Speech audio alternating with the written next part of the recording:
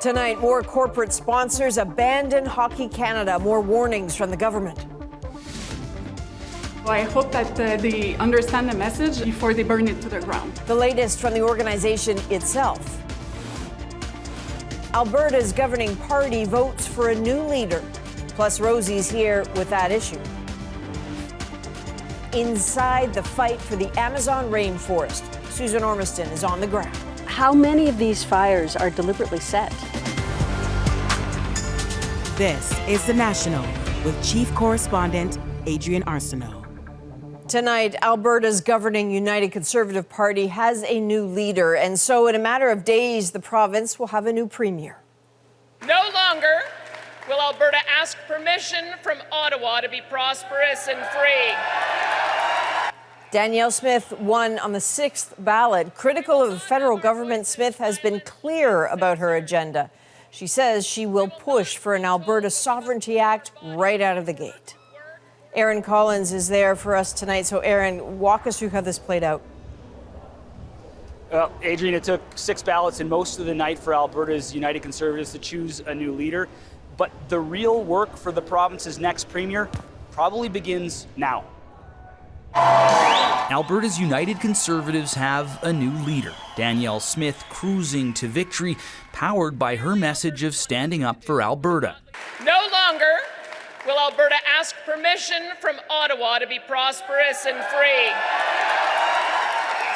Of course, all Albertans will soon have a new premier, one they didn't elect. And with the provincial election just around the corner, Smith has her work cut out for her, needing to unify her party and sell her vision for Alberta to the entire province.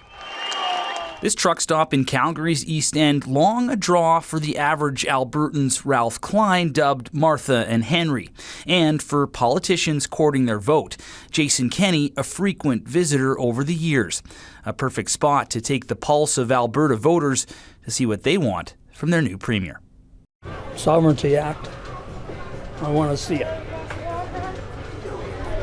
And I just want Alberta to stand up for its rights and not be pushed around by Ottawa.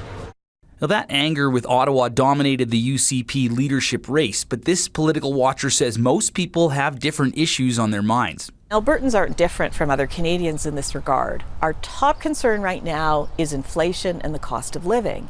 But secondarily, we're also concerned about health care, recovering from the shock to the system that was COVID. Back at the Blackfoot Diner, that polling rings true. For you, what are the big issues the next premier has to deal with? Healthcare and taxes, especially the rising cost of living. It's getting out of hand.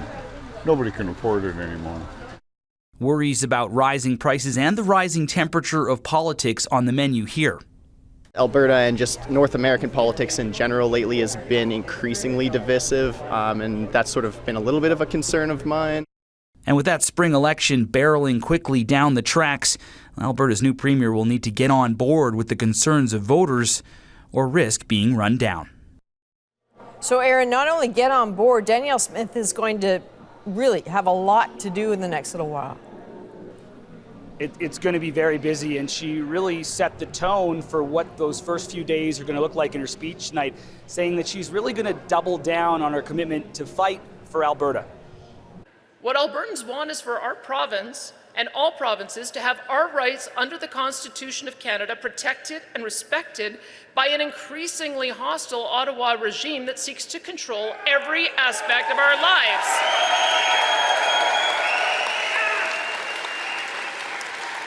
From healthcare to education to free speech to delivery of our social programs, they want to control it all because that makes it easier for them to impose their agenda on Albertans and on Canadians. That is not the way to unify a country or secure prosperity. That is a road to division and economic ruin. So a lot to do in the coming days, and that's not all that's on Danielle Smith's plate. Of course, early tomorrow morning, she's going to have her first meeting with caucus as the new leader of the party. Next week, she'll be sworn in as premier, and of course, she's still got to find a seat to sit in. She's not a member of the Legislative Assembly right now. And of course, all of this, Adrian, with a provincial election looming 250 days from now. It's coming. All right, Aaron, thanks very much.